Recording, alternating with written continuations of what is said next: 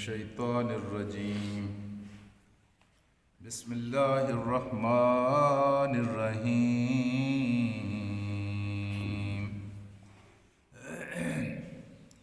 ومن الأعراب من يتخذ ما ينفق مغرما ويتربص بكم الدوائر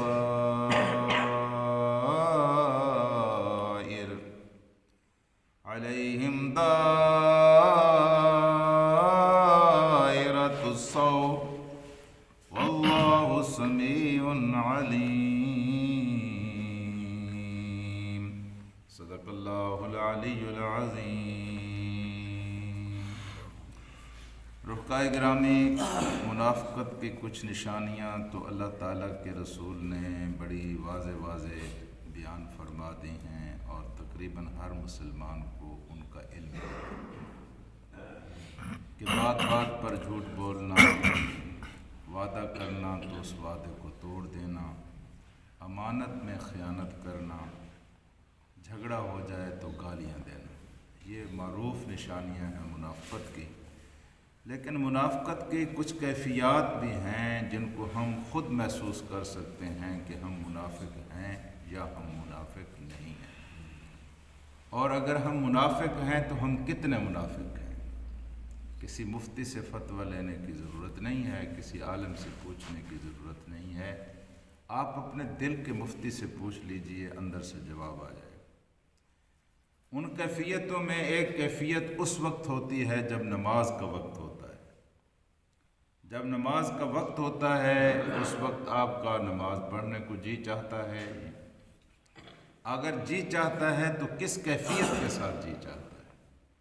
اس کو چٹی سمجھتے ہیں یا دل کی رغبت اور دل کے شوق کے ساتھ آپ کا نماز کی طرف قدم اٹھتے ہیں، آپ نماز کی طرف آتے ہیں. اللہ کے رسول نے تو فرمایا تھا نماز میری آنکھوں کی ٹھنڈک ہے، کہ جب میں نماز میں آتا ہوں میری آنکھیں ٹھنڈی ہو جاتی ہیں. آنکھیں کب ٹھنڈی ہوتی ہیں؟ جب اپنے انسان کسی محبوب کو دیکھتا ہے. تو نماز دراصل اپنے محبوب کی ملاقات کا وقت ہوتا ہے. محمد رسول اللہ صلی اللہ علیہ وسلم کا محبوب اللہ تعالیٰ تھا، اور مسلمانوں کا محبوب بھی اللہ تعالیٰ کو ہونا چاہیے. تو جب نماز کے لیے آپ آتے ہیں دراصل آپ اپنے محبوب سے ملاقات کرتے ہیں، اس سے باتیں کرتے ہیں. اس وقت آپ کی کیفیت کیا ہے؟ اس وقت اگر آپ اس کو چٹی سمجھ کر آتے ہیں جی، تو اس کا مطلب یہ ہے کہ دل کے اندر نمازیں پڑھنے کے باوجود دل کے اندر کوئی منافقت کا روگ موجود ہے. اور دوسرا، اس وقت انسان کو پتہ چلتا ہے کہ میں منافق ہوں یا میں منافق نہیں ہوں جب خدا کے راستے میں مال خرچ کرنے کا وقت آتا ہے. اس وقت آپ کی کیا کیفیت ہوتی ہے؟ تھوڑا خرچ کریں یا آپ بڑا خرچ کریں، کن کیفیتوں کے ساتھ آپ مال دے رہے ہوتے ہیں؟ اگر آپ اس کو چٹی سمجھ کر دے رہے ہوتے ہیں، لفظ جہاں استعمال ہوا ہے مغرما، مغرم کہتے ہیں چٹی کو. ان عذابہا کان غراما، جہنم کا عذاب ایک چٹی ہے، وہاں بھی یہی لفظ استعمال ہوا ہے. چٹی سمجھتے ہیں ایسے تاوان کو جو اپنے سے بالا تر طاقت کسی انسان کے اوپر مسلط کر دے اور انسان کو مجبوراً وہ ادا کرنا پڑے. تو میرے بھائیوں، مال خرچ کرتے وقت بھی انسان کو دیکھ لینا چاہیے کہ دل کا کیا حال ہے. اگر دل نہیں کھل رہا اور دل اس کو چٹی سمجھ رہا ہے تو اس کا مطلب یہ ہے کہ یہ مصیبت منافقت کی ہماری ذات کے اندر موجود ہے. ہمیں کسی دوسرے سے پوچھنے کی ضرورت نہیں ہے اور اس کا علاج کرنا چاہیے. اس کا علاج تو یہ ہے بھائی کہ کیشیئر آپ نے دیکھے ہیں بینکوں کے اوپر بیٹھے ہوتے ہیں، لاکھوں کروڑ روپے ان کے پاس آتے ہیں، لیکن اس پیسے کو وہ استعمال نہیں کرتے. جو مال بھی آپ کے پاس موجود ہے آپ اس مال کو اپنا مال نہ سمجھیں، اس مال کو آپ یوں سمجھیں کہ آپ اس کے اوپر کیشیئر ہیں. وہ مال کس کا ہے؟ اصلاً وہ مال اللہ کا ہے.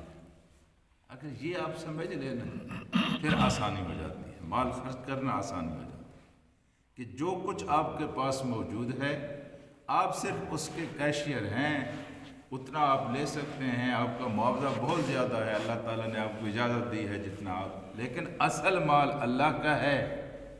مالک، اس اصل مال کا مالک جب آپ سے کچھ لینا چاہے تو آپ اس کو دے دیں۔ یہ اس کیفیت کے ساتھ اگر مال کو آپ اپنے پاس رکھیں گے تو انشاءاللہ یہ منافقت کی مصیبت سے انسان اپنے آپ کو بچا سکتا ہے اور آپ بچ جائیں گے۔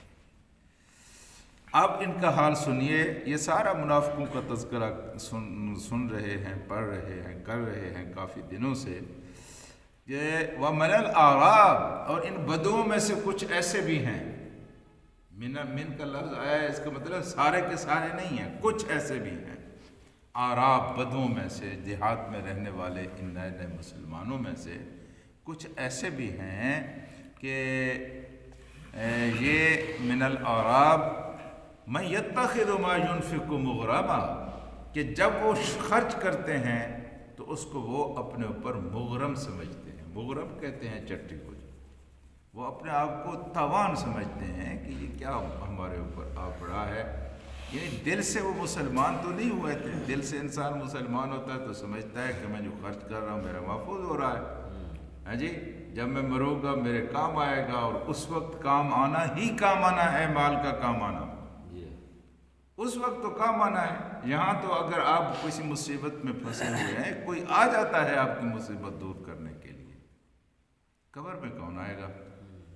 قبر میں یہی مال ہے، اس لیے اس کو چٹی نہ سمجھو۔ ہمارے ایک دوست ہوا کرتے تھے، وہ کہتے تھے کہ جب کوئی اللہ کے لیے مانگنے والا آتا ہے دراصل میرے اوپر احسان کرتا ہے کہ اس نے مجھے ایک موقع دیا ہے کہ میں اپنی قبر کے لیے آگے کچھ بھیجوں، ہاں جی۔ تو چٹی اس کو نہ سمجھو، وہ چٹی سمجھتے تھے اس لیے کہ انہیں آخرت پر تو یقین نہیں تھا، بھئی جو کچھ دے رہے ہیں ہاتھ سے جا رہا ہے۔ ایک مومن کو یقین ہوتا ہے نا، میں جو دے رہا ہوں وہ بھی آخرت میں کام آئے گا۔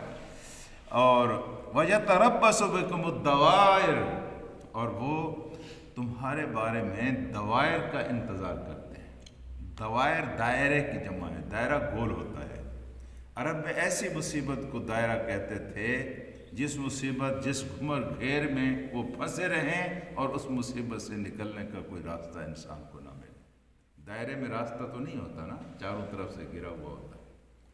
تو وہ انتظار کر رہے ہیں کہ کب یہ محمد الرسول اللہ صلی اللہ علیہ وسلم پر زوال کا وقت آئے اور مسلمانوں کو جو غلبہ نصیب ہوا ہے یہ کب ختم ہو۔ یہ کبھی خدا کے راستے میں خرچ کرو، کبھی یتیموں کو دو، کبھی مسافروں کو دو، کبھی مسکینوں کو دو، کبھی جنگ کے لیے چندہ دو۔ مصیبت میں پڑ گئے ہیں بھائی، یہ کب ختم ہو گئی ان کی مصیبت؟ تو ان کو بڑی امیدیں لگی تھیں، بدر کی جنگ میں بھی لگی تھیں، احد کی جنگ میں بھی لگی تھیں، اور تبوک کی جنگ میں ان کو بڑی امید تھی کہ اب بس یہ نہیں بچتے، اب مصیبت چھوٹ جائے، یہ جا رہے ہیں ختم ہو جائیں گے، ایک سپر طاقت کے ساتھ لڑنے کے لیے جا رہے ہیں، یہاں سے بچ کر نہیں آئیں گے۔ تو یہ ہمیشہ اس انتظار میں رہتے ہیں علیکم الدوائر، تاکہ تمہارے اوپر کوئی زوال آئے، کوئی مصیبت آئے، اور یہ جو ہمیں خرچ کرنا پڑتا ہے اس سے ہم بچ جائیں۔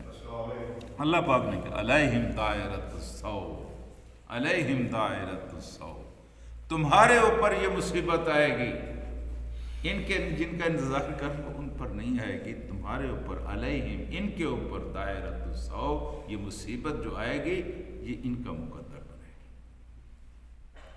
تو پھر اسی طرح ہی ہوا، اللہ پاک نے مسلمانوں کو وہاں بھی کامیابی عطا کی، اور پھر مسلسل عزتیں ان کو نصیب ہوئی۔ آج منافقوں کا تذکرہ اس طرح ہوتا ہے نا، وہ مصیبت لوٹ کر انہی کے اوپر آئی ہے۔ اور پھر واللہ سمیع علیم، اور دیکھو اللہ سننے والا بھی ہے، اللہ جاننے والا بھی ہے۔ یہ جو چھپ چھپ کر وہاں بیٹھ کر میٹنگیں کرتے ہیں، لاشیں کرتے ہیں، بس آپس میں کہتے تھے جا رہے ہیں اب ان کی لاشیں آئیں گی، یا ان کی لاشوں کو روم کی سرحد پر گدے اور گدیں اور کوے کھا جائیں گے، یہ اب واپس لوٹنے والے نہیں ہیں۔ انہوں نے عرب سے لڑ کر دیکھا ہے، سپر طاقت کے ساتھ لڑنے کے لیے جا رہے ہیں۔ تو آپس میں یہ ایک دوسرے کو تسلیاں بھی دیتے تھے، یہ مصیبت اب چھوٹ جائے گی۔